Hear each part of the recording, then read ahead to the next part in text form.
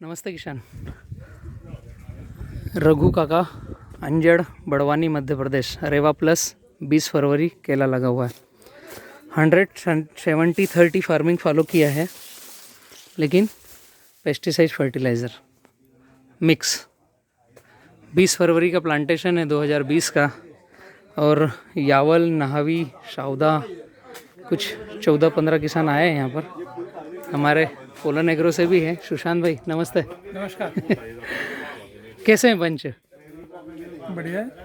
20 फरवरी का प्लांटेशन है और कुछ कोशिश कर रहे हैं कि नीचे तक केला रखें आपके एक्सपोर्ट के लिए कुछ अगर शामिल होगा तो, लेकिन बंच कवर शायद किसान नहीं कर पाएगा, लेकिन देखते हैं। आइए। नमस्ते भैया, कैसा लग रहा है आप लोगों को प्लांट? आप जहाँ खड़े हो ना, ये एक लाइन की भी स्टोरी है।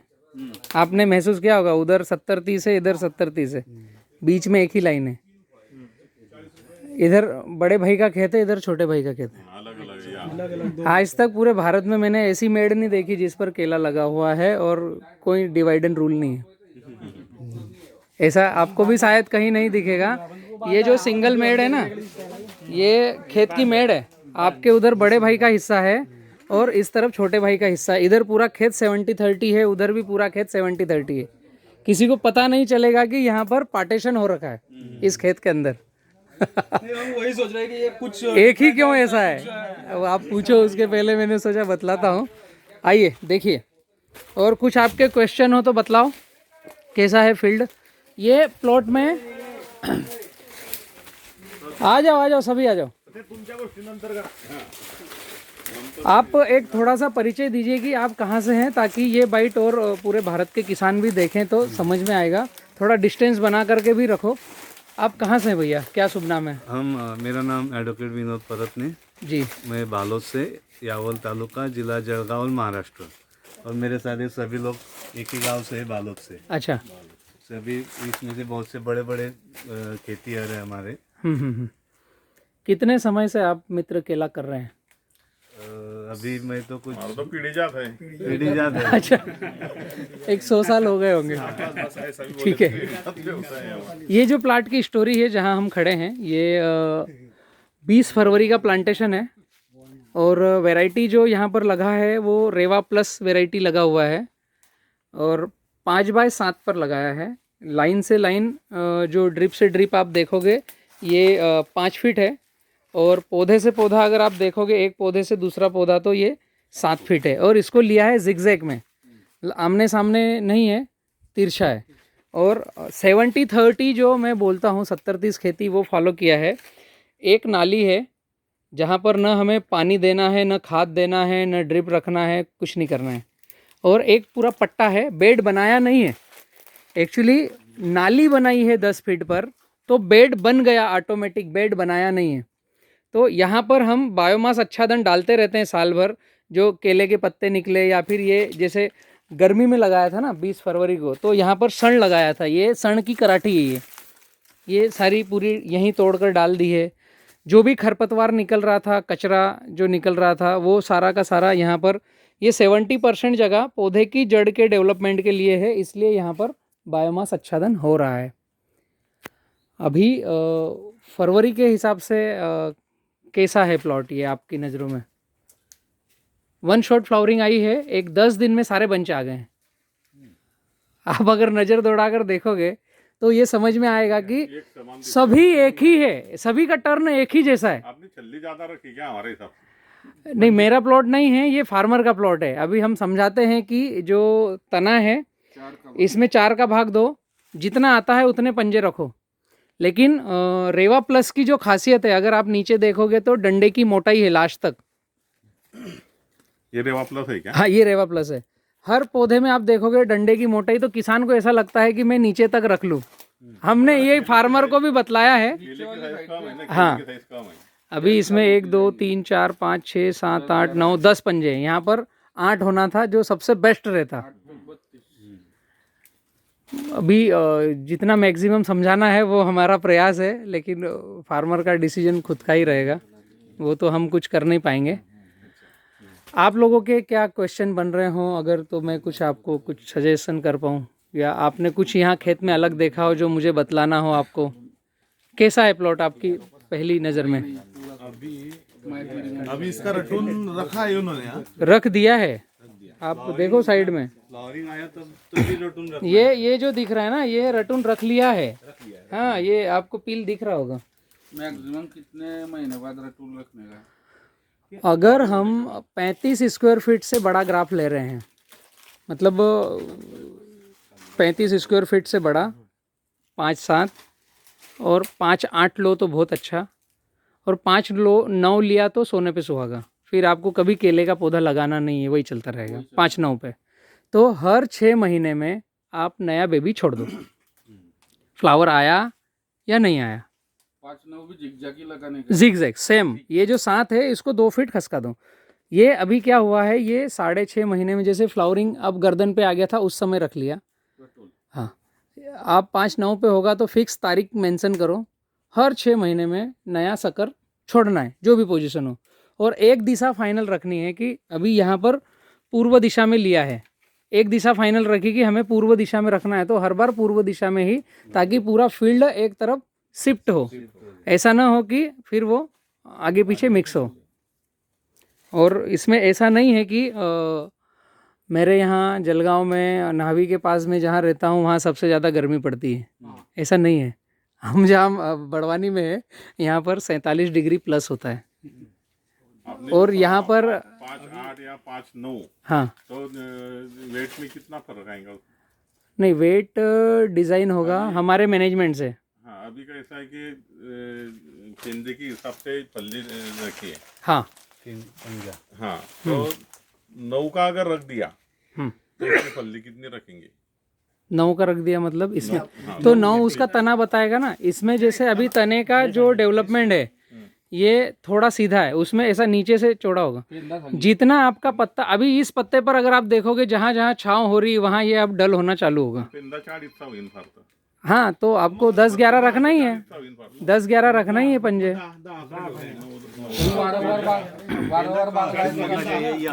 टखने के ऊपर, ये जो आप टखने को हाथ लगा रहे हो इस, हाँ, इससे थोड़ा सा नीचे, हाँ, बस यहाँ से जो राउंड है उसके जस्ट ऊपर से। अभी इस प्लॉट को मई महीने के लिए क्लाइमेट कंट्रोल की कुछ आवश्यकता गिरेगी कैसे? आवश्यकता इसलिए नहीं गिरेगी कि ये ये इसका जो पील है ये जो बड़ा होगा अभी, मार्च में इतना बड़ा हो जाएगा। मई तो बहुत दूर है, अभी ये अक्टूबर हीट में और इसके चौड़े पत्ते आने लग जाएंगे। ये एक पौधे का छोटा है, आप अगर पूरी नज़र दौड़ाओगे तो वो चौड़े पत्ते चालू हो जाएंगे। अगर आगे पूरा भी जाओगे बाग में तो ये अभी ये जो कटेगा ना, ये कटन आएगा उस समय तो यहाँ पर रहेगा वो, मतलब उसके बंच के ऊपर, और उसमें चौड़े पत्ते आ जाएंगे। वो साइंस क्या है कि हमारा जब फल आ गया और अब मेन पौधे के पत्ते डल हो रहे हैं फल को भरने के लिए, और नई पेशी बनेगी नहीं, अब फल को ही भरना है। उस समय हर दिन हर पेशी कमज़ोर हो रही है, वो सिकुड़ रही है। हर 8-10 दिन में आधा पत्ता चले गया, ये होगा। तो हवा में नमी को बरकरार रखने के लिए अगर हमारे पास रटून खड़ा है तो उसका हर 10 दिन में नया पत्ता आएगा, 15 दिन में अंदर छाँव में, तो वो फिर नमी की पूर्ति करेगा। और दूसरा, आपने खेत के बाहर देखा होगा तो चारों तरफ गन्ना घास लगा रखी है, ताकि गर्म हवा ठंडी हवा अंदर ना घुसे और ना यहाँ से बाहर निकले। अगर हम यहाँ पर देखें और समझें जो मेन बात है, जैसे इसको शायद सिगाटोका बोलते होंगे अपने वहाँ महाराष्ट्र में, इसमें ऐसा नहीं है कि सिगाटोका का ये डॉट छीटा नहीं है, ये है, लेकिन पूरे खेत में देखोगे तो ऐसा इमरजेंसी नहीं है कि अभी पंप उठा करके स्प्रे करना है। ऐसा दिख रहा है क्या? ये अगर 5x5 होता यही प्लॉट, चूंकि ये काली मिट्टी है, नीचे अगर देखोगे तो ये 7 feet 8 feet heavy black soil है। ऐसी मिट्टी में पानी, बारिश और फ्लावरिंग का समय आपने नोटिस किया होगा, नावी की सारी मिट्टी ऐसी है, ब्लैक वाली आपकी ऐसी है। तो 5x5 में जब फ्लावर आ रहा है तो ये तो कुछ झुकाए हुए हैं, कुछ काटे हुए हैं, सामने जो पत्ता आ रहा था यहाँ तक के पत्ते अपने आप चले जाते हैं 5x5 में। अभी ये पत्ता पूरा आपको हरा दिखेगा, ये जहाँ तक धूप उसको मिल रही है। ये छोटे छोटे से रीज़न है, इन्हें ढूंढकर पकड़ना पड़ेगा केले के किसान को कि हम बनाना में कितनी हद तक और बेस्ट जा सकते हैं। जितने पत्ते जिंदा रखेंगे उतना प्लांट में न्यूट्रिशन वैल्यू, उतना वजन, उतना लंबे चलने की कीपिंग क्वालिटी, बड़े दूर के व्यापारी आकर रुकना चालू होंगे। जितना बड़ा ग्राफ लिया, ये छोटे छोटे से पॉइंट है।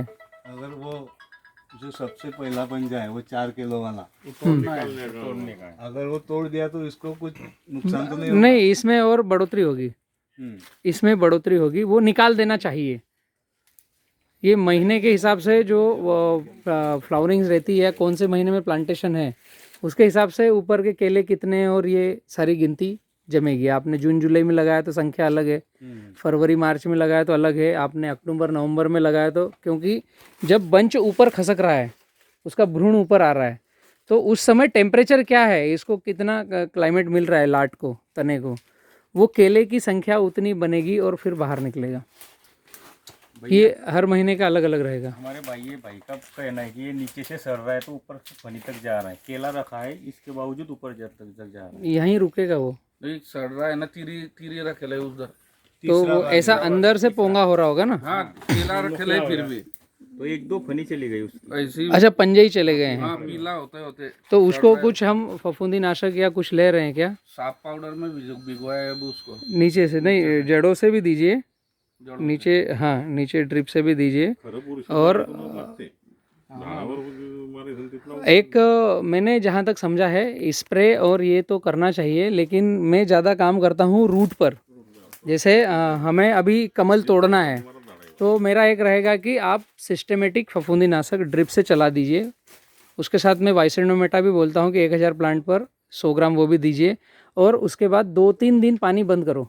जब आपने सिस्टेमेटिक फफूंदी नाशक ड्रिप से दिया, उसके 2 से 3 दिन तक पानी बंद करना है, ताकि वो प्लांट पूरा का पूरा उसे शक कर ले।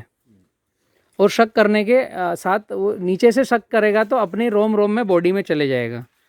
अभी आप दराते से काट रहे हैं या ऐसे तोड़ रहे हैं? हाथ से ही है। वो फंगल एक बार अगर फैलना चालू हुआ तो उसको फिर 2-3 तरीके से रोकना चाहिए। अभी आप दिन में लगाना है, 7x5 चलेगा क्या? कम से कम ये लगाओ। नहीं तो धूप में उसका अरे पीला आता ना, मोठी पीला होती ना, तो उसी तो ये ओढे तो पीलो ही ना यार। नहीं रहता लायका है ना। मैं हम किसानों की, आपके मन की बात बोलता हूँ, आपके सबके माइंड में जो चल रहा है वो मैं बतलाने की कोशिश करता हूँ कि हम सब किसानों को लगता क्या है। मैं जब नाहवी में, मैं भी सिखाई हूँ। आपका नाहवी महाराष्ट्र जलगांव इतना प्रख्यात है, पूरे भारत के किसान वहाँ जा कर के सीख रहे हैं। मैं खुश नसीब हूँ कि आप मेरे पास आए हो। मैं खुद सीख रहा हूँ। हमारे सबके मन में ऐसा होता है और हमें ऐसा लगता है कि मेरे खेत में सबसे ज़्यादा धूप गिरेगी, मेरे ही खेत में सबसे ज़्यादा खरपतवार आएगा, मेरे खेत में मैं बड़ा ग्राफ लूँ या छोटा लूँ। जब आप इस खेत में खड़े हो, ये प्लॉट गर्मी में ही लगा था, 20 फरवरी को लगाया, और मई में आप यहाँ बड़वानी में बिना कपड़ा बांधे बाहर 2 बजे नहीं निकल सकते, नहीं तो चमड़ी जल जाएगी। ये भैया हमारे एमपी के ही हैं, पीछे आपके जो खड़े हैं। भैया गलत बोल रहा हूँ मैं? यहाँ इतनी लू चलती है क्योंकि यहाँ पर आपने बाहर देखा होगा काटन है। ये अभी गेहूं बोएंगे और पूरी गर्मी खाली रहेगा। आपके क्षेत्र में सभी दूर केला है, तो जो हरे पत्ते रहते हैं उससे गर्म तीखी लू चलना कहीं तो 1-8%, 1 डिग्री कम होता है। यहाँ पर आपने 25 मई को मुंह पे कपड़ा नहीं, हाथ उंगलियों पे कपड़ा नहीं, और बाइक चलाकर अगर मुझे दिखा दी और चमड़ी दूसरे दिन न लगे कि जली हो, तो फिर समझना कि बड़वानी की क्या गर्मी है। उसके बावजूद आप इस प्लाट पे खड़े हो, ये स्वस्थ है, मतलब आपके यहाँ भी स्वस्थ रहेगा। उसके लिए प्रैक्टिस करना पड़ेगा, तो मई में निकलेगा। उसकी प्रैक्टिस करना पड़ेगी कि आपको 2 पौधों के बीच में 1 मक्का का दाना लगाना है। कांदे बाग में भी ऑफ सीजन में आपने कभी भी लगाया। हमें प्रोटेक्शन करना है मई का पूरा महीना गर्मी से।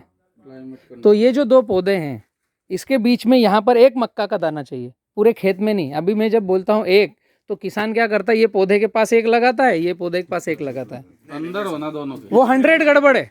2 पौधों के बीच में यहाँ पर इस पौधे के सामने, तो आपके अगर 8000 केले के पेड़ हैं तो 8000 मक्का के दाने केवल होना। 2-2 लगाओ, 1 जिएगा मरेगा तो 1 जिंदा रहेगा। ये जो मक्का के पत्ते रहेंगे मई में हरे रहना चाहिए। ताकि जो गर्म लू है वो हमारे पौधे को, जब आपका कमल निकल रहा होगा उस समय ठंडी हवा का प्रमाण ये मक्का के पत्ते रखेंगे। अभी इनका कहना है कि 15 दिन के बाद लगाना है केला, हम्म। तो मई के लिए हम कब मक्का लगाएं? 15 फरवरी के बाद, 1 मार्च से 15 फरवरी के बीच में वो मक्का आपकी मई लास्ट में हरी रहेगी और लंबी उम्र वाली मक्का। हमें हरियाली चाहिए हमारे खेत में क्लाइमेट कंट्रोल के लिए 20 मई से 10 जून 15 जून के बीच में। उसके अलावा तो हम सब जादूगरी से कर लेते हैं कि हमने पानी दिया न, कैल्शियम दे दिया न, सब दे दिया हमने, तो उससे हम बचा लेंगे। लेकिन 20 मई से 10 जून तक कुछ बचेगा नहीं, वो कुदरती क्लाइमेट कंट्रोल होगा वो बचेगा। लेकिन अभी लगाया हुआ पौधा मई में तो बहुत बड़ा हो जाएगा, फिर वो तो होने दो ना, ढाक देगा, ऐसा रहेगा मई में। होने दो। भी ढाक देगा। अगर आपने ठंड में बचा लिया, ये अगर शब्द बहुत महत्वपूर्ण है, अगर आपने ठंड में पौधे की चाल रुकने नहीं दी तो आपको मई में मक्का की ज़रूरत नहीं है। तो यहाँ पर बीच में एक पौधा लगा हुआ अंदर के अंदर डल होगा न, ख़त्म हो जाएगा। अगर आपसे ठंड में पौधा नहीं सेट हुआ, पौधा छोटा रह गया, तो आपने जो मक्का लगाया वो पौधे को बचा लेगा। इसलिए मक्का लगा दो। उस समय की परिस्थिति अगर ऐसा हो गया तो कोई दिक्कत नहीं है, और नहीं हुआ तो मक्का डल हो जाएगा, हमने क्या ज़्यादा खर्चा कर दिया है। इसलिए मक्का लगाना जरूरी। एंड टाइम पे हम कुछ नहीं कर सकते, उस समय जादू से हम हरा पत्ता नहीं तैयार कर सकते, जिसमें पहले ही लगाना पड़ेगा। हमारा प्लाट अच्छा चल गया तो ज़रूरत ही नहीं है, फिर ज़रूरत केवल बाउंड्री पर आपको गन्ना घास की है ताकि गर्म लू अंदर ना घुसे। हमारी जब जून की लागवड रहती है तो उसका जो हम थर्ड रखते हैं, तो उसके लिए क्लाइमेट कंट्रोल के लिए क्या करें? जून की लागवड़ में ज़रूरत ही नहीं है। थर्ड के लिए उसकी 3 फरवरी में आएंगे। थर्ड हाँ, आने दो ना। उसकी थर्ड नहीं नहीं नहीं, नहीं। उन्हाळ्यात उसकी तो सेकंड आएगी जनवरी फरवरी, जनवरी में आ अप्रैल जाएगी, तक आएगी रे। जनवरी में फर्स्ट सेकंड आ जाएगी, फिर वन अपने काटा था। और फिर उस वक्त थर्ड बहुत बड़ी होंगी, उसके 1 महीने के बाद वो फ्लावरिंग देगी, इस स्टेज में होगी, तो उसके लिए क्लाइमेट कंट्रोल की जरूरत पड़ती है। अगर आपने 15 जून के बाद प्लांटेशन किया है, 15 जून के बाद प्लांटेशन किया है, उसमें कभी भी कोई क्लाइमेट कंट्रोल की ज़रूरत नहीं है, क्योंकि आप उसका सेकंड लो या थर्ड लो, तो जो मदर लाट खड़ा है उसके पत्ते हैं। एक यहाँ पर साइंस है, सागर भैया ने मुझे सिखाया है कि आपने जो माल काट लिया तो इसके सारे पत्ते उतारना नहीं है। आपकी जो पील खड़ा है और टेम्परेचर है उधर मई है, तो उसमें भी प्रोटेक्शन करेगा। दूसरा, ये रिवर्स सिस्टमेटिक होगा। आपने डंडा काट दिया, केला बेच दिया, ठीक है, और मई में पौधा खड़ा है तो फिर कोई पत्ते मत काटो। और अगर पत्ते की संख्या कम है, हम कभी लुंगर की गाड़ी भरते हैं तो उसमें पत्ते कट के जाते हैं, तो पूरे पत्ते मत काटो, कम से कम 2 पत्ते चाहिए, तो ये रिवर्स सिस्टमेटिक होगा। और सारे पत्ते काट दिए तो ये फंगस से रिवर्स होगा, तो फंगस से रिवर्स होगा तो आधा भोजन इसका वेस्टेज जाएगा और हमारे बच्चे को कम मिलेगा। और पूरे पत्ते काटोगे तो गर्मी में हमारे प्लांट को भी फिर लू लगेगी और जो आपकी शंका है वो सब कुछ होगा। तो माल कटने के बाद पत्ते नहीं काटना है, महीना कौन सा चल रहा है उसके हिसाब से हमें चलना पड़ेगा। जून जुलाई में काटे तो चलेगा, बरसात होने के कभी भी नहीं काटना है, एक पत्ता तो छोड़ना ही पड़ेगा ताकि वो सिस्टमेटिक रिवर्स हो। आपका माल कटा और जून जुलाई चल रहा है और नया पील है, तो हमने सारे पत्ते निकाल लिए, 1 पत्ता या 2 पत्ते छोड़ दिए, ताकि वो जो तना है वो सिस्टमेटिक रिवर्स हो, ना कि फंगस से रिवर्स हो। सारे काट के सफाई नहीं करना है, डंडा खड़ा रहने दो, पत्ता एक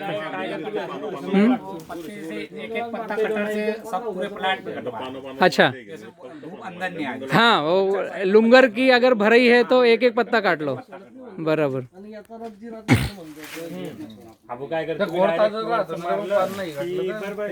आणि मजूर पण आपल्या सोयीसाठी इथूनच काढून टाकतात, हात पुरत नाही, काही होत नाही।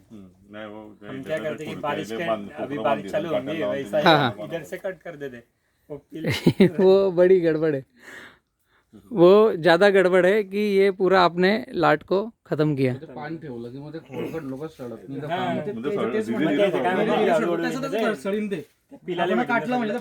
अभी मैं जो काम कर रहा हूँ, आप लोगों को YouTube पर भी द्वंद्व मिला होगा, मैं दोनों तरीके से काम कर रहा हूँ। मेरी हर बाइट में शायद आपको लगेगा कि भैया ने इस बाइट में ये शब्द बोल दिया और इस बाइट में ये शब्द बोल दिया। एक्चुअली मैंने इंडिया में जो सबसे बड़े केले के ज्ञानी हैं उनका नाम है सागर कोपाडेकर जी। आप उन्हीं की संस्था से हैं। सुशांत कोहली जी हैं, ये गुजरात टेरिटरी देख रहे हैं और मैं इनको एमपी में लेके आया हूँ हमारे लिए कि यहाँ से राउंड द ईयर एक्सपोर्ट चालू हो।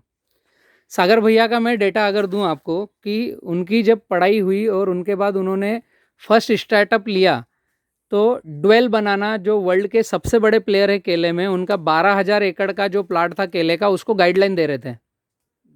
12,000 एकड़ है ना, हम 12 एकड़ में सोचते हैं कि ज़्यादा तो नहीं लगा लिया। तो इंडिया के बाहर ऐसी खेती है। उन्होंने पहला शुरुआत वहाँ किया, उसके बाद पिछले 8 साल से वो इंडिया के सेकंड लार्जेस्ट एक्सपोर्टर हैं, केला खरीद कर बाहर भेज रहे हैं। तीसरा, हिंदुस्तान की जो गवर्नमेंट की बॉडी है ICAR, गवर्नमेंट बॉडी है जहां एक्रीडेशन बोर्ड में एजुकेशन में वो सदस्य हैं, जहां से गाइडलाइंस और नए नए डेटा बनते हैं और नीचे किसानों को बतलाते हैं कि आपको क्या करना है गवर्नमेंट बॉडी में। और मैं जब उनसे मिला, अभी पिछले 1 साल से साथ में हूँ, तो मैंने यह समझा है कि जिस किसान को साइंटिफिक किताबी ज्ञान से हाईटेक खेती करना है तो उस आदमी के लिए केवल एक ही नाम है, सागर कोपाडेकर जी को सुनो। जिस किसान को साइंटिफिक खेती नहीं करना है, बजट में थोड़ी गड़बड़ी है कि हम मिस हो जाएंगे, तो उसने सब दिमाग की खिड़कियां बंद करके केवल 70-30 खेती फॉलो करना चाहिए। समझ में आया? ये दोनों सिक्के के अलग अलग पहलू हैं। अगर मैं सागर भैया के साथ हूँ और वहाँ मेरा वक्तव्य है तो मैं 100 साइंस की बात करूँगा कि 7/5 लगाओ, ये 5/7 है। ये माइंड में आपके आएगा द्वंद्व। सागर भैया का जो है एक्सपोर्ट करने का, डबल ड्रिप डालो, उसमें सिंगल ड्रिप नहीं चलेगी। वो उनकी जगह 100 सही है, क्योंकि जो एक्सपोर्ट में उन्हें क्वालिटी बनाना है वो 35 स्क्वायर फीट से कम बनेगी नहीं, और दोनों तरफ से मूली को चलाना है। तो डबल ड्रिप, लाइन से लाइन 7, अगर लाइन से लाइन 7 करी और सिंगल ड्रिप डाली तो आपका प्लाट खराब होगा, क्योंकि ड्रिप की संख्या हो जाएगी कम। 1900 मीटर लगेगी 1 एकड़ में, उसमें ड्रिपर की संख्या कम। फिर आप जो बोल रहे हो कि मई में मेरा बंच आएगा, तो वो गड़बड़ आएगा सिंगल ड्रिप में। ये चीज़ें ध्यान रखना है कि मैं हमेशा, कोई मुझे बोलता है भैया मैं 7/5 लगा रहा हूँ, तो मैं बोलता हूँ डबल ड्रिप है क्या? नहीं, वो आपका सुना, फिर मैं बोलता हूँ फिर 5/7 बोलो, फिर 7/5 मत बोलो, वो उल्टा है। तो ये आपको मेरे वीडियोस में और सभी जगह मिलेगा। भैया जो बतलाते हैं वो भी 100 सत्य है। पूरा शाहदा, नंदुरबार, अभी आपके इधर हम कहाँ पर हैं? कुमारखेड़ा है, रावेर है, हाँ, उसके बाद बुरहानपुर वाला थोड़ा बहुत, बुरहानपुर वाला बेल्ट भी हमने। बुरहानपुर में जो बोर्ड है वहाँ पर भैया का पूरा एक वक्तव्य है, पूरा एक 3.5-4 घंटे का मीटिंग है, जहाँ से रेट ओपन होता है। हम वहाँ एक आधे घंटे के लिए गए थे, लेकिन किसान 600-700 किसान आ गए। भैया हमको पूरा लेक्चर सुनना ही है, वो पूरा यूट्यूब पर डाला हुआ है। तो मैं इसलिए चर्चा कर रहा था कि आप यहाँ से जाने के बाद जब वीडियो देखोगे तो द्वंद्व मिलेगा। आपके जेब में बजट कम है तो हम सिंगल ड्रिप करें तो फिर ऐसा करना पड़ेगा, और बजट सफिशिएंट है, बजट की कमी नहीं है, तो हम डबल ड्रिप पर भी जा सकते हैं, तो फिर 7/5 भी कर सकते हैं, वो भी बेस्ट है।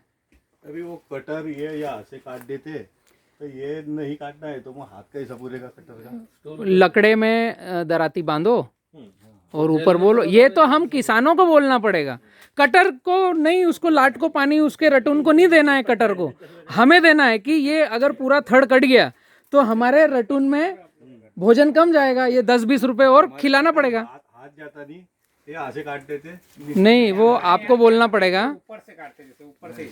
यहाँ पर हमारे यहाँ लकड़े में दराती बांधते हैं और ऊपर से काटते हैं। एक जन झेल दो ना। हाँ, एक झेलेगा और एक काटेगा।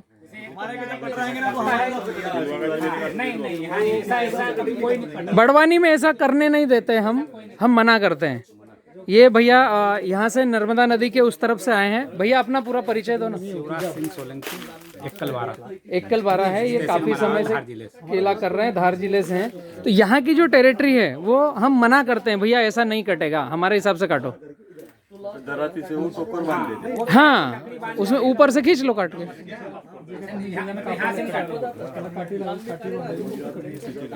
अभी ये जो नाग ये सिगाटो का नहीं है, नहीं, ऐसा मैंने नहीं बोला है, सुगेटो का नहीं है, तो मैं पूछ रहा हूँ। ये फंगस है।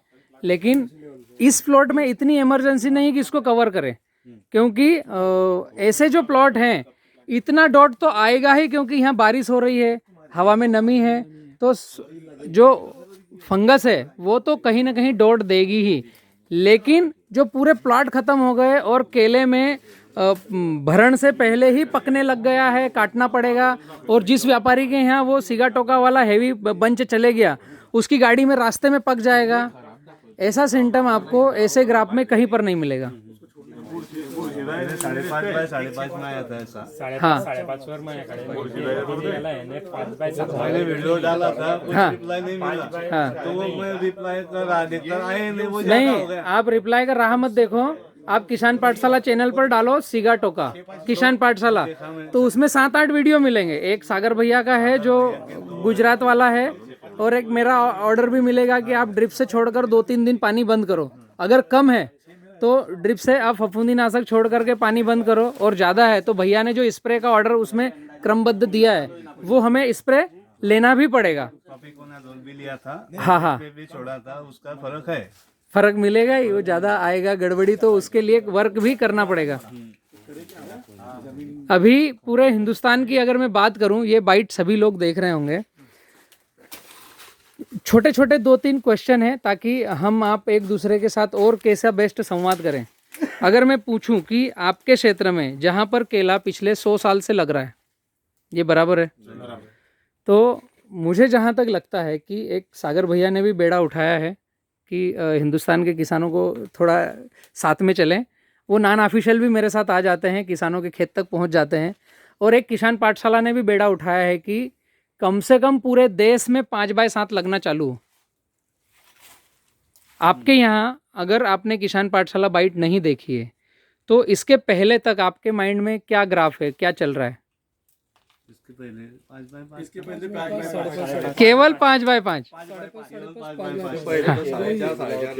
नहीं, 5.5 पे क्यों गए कि 5x5 में सिगाटोका कवर होना बंद हो गई, होती नहीं।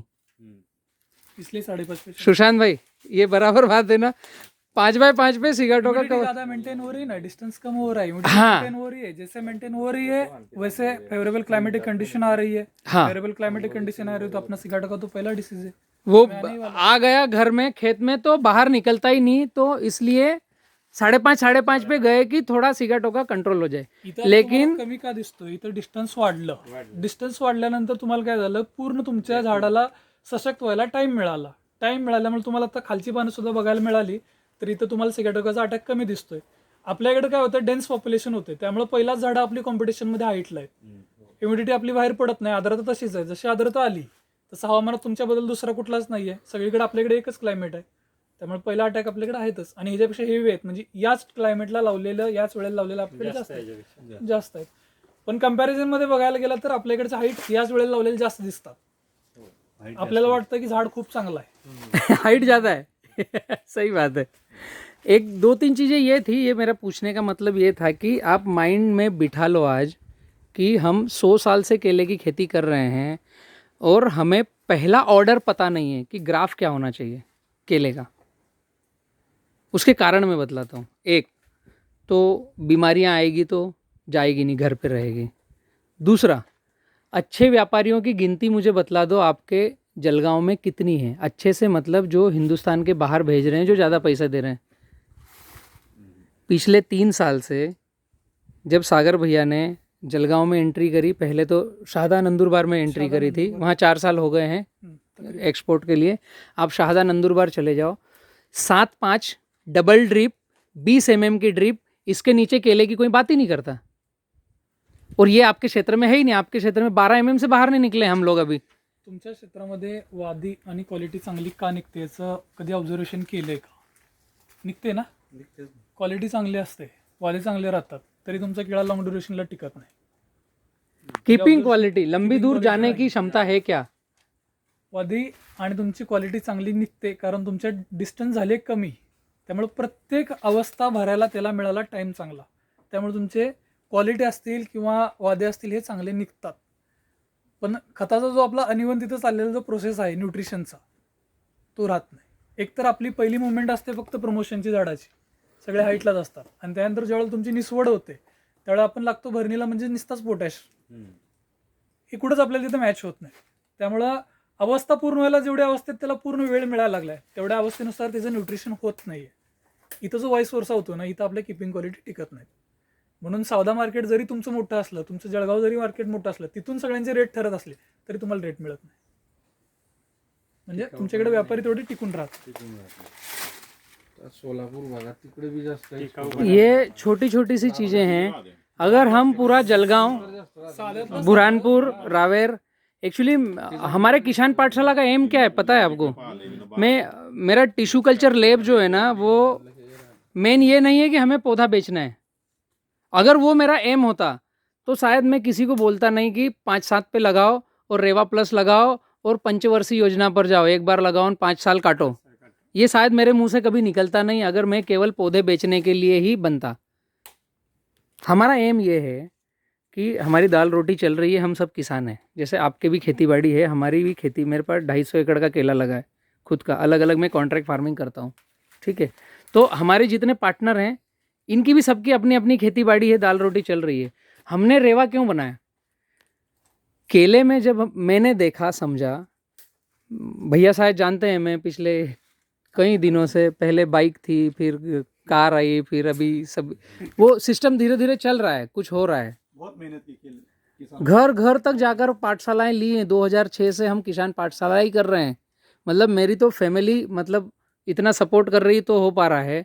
हमने ये समझा कि सुशांत भाई आपको पता होगा, हिंदुस्तान शायद आज 2020 में विश्व का सबसे ज़्यादा केला उत्पादक देश है. भारत में सबसे ज़्यादा प्रोडक्शन होता है, लेकिन हिंदुस्तान से बाहर जाता कितना है? 1-2-3% ख़त्म, इससे ज़्यादा नहीं जाता है. इसको मुझे 30% तक लाना है. अगर ये 3% के पीछे मैं जीरो लगाने में सफल हो गया तो मैं समझूंगा मेरा जीवन सफल हुआ. और ये जीरो लग गया ना जिस दिन, उस दिन 3 एकड़ केले वाले के पास कम से कम 4 व्हीलर होगा. 3 एकड़ केला जिसके पास, क्योंकि कंपटीशन बढ़ेगा. आज भारत में क्या हो रहा है, 5x5 के बाहर देखना ही कोई पसंद नहीं करते. बड़वानी में सबसे पहले मैंने 2000 शायद 11 या 12 था जब 5x7 लगाया, विवेक पाटीदार के यहाँ, संतोष पाटीदार के यहाँ, अंजड़ छापरी फाटे पर, और मेरे खेत में 6x6 लगाया. बड़वानी का पहला इंसान में था. मैं गाड़ियाँ भर के ले जाता था. यहाँ से 200 किलोमीटर दूर देसाई ग्रुप का एक फार्म है डबोई के पास में. 2011 में उन्होंने प्लाट लगाया था, आज 2020 है, आज भी खड़ा है वो. मैं किसानों को ले जाता 2012 में, देखो ऐसा लगा, वहाँ 1 एकड़ में 900 पौधे हैं. क्यों? वो कंपनी है, उन्होंने एक प्रोटोकॉल बनाया कि हम हर साल पौधा नहीं लगाएंगे, हम हर साल केवल माल बेचेंगे.